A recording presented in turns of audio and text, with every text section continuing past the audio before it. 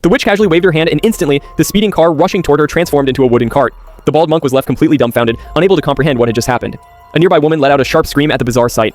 The witch tried to explain, but before she could say a word, the monk had already called the police.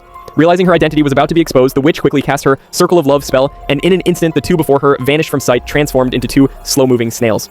Fortunately, the witch had a rule. She never harmed those who were protected.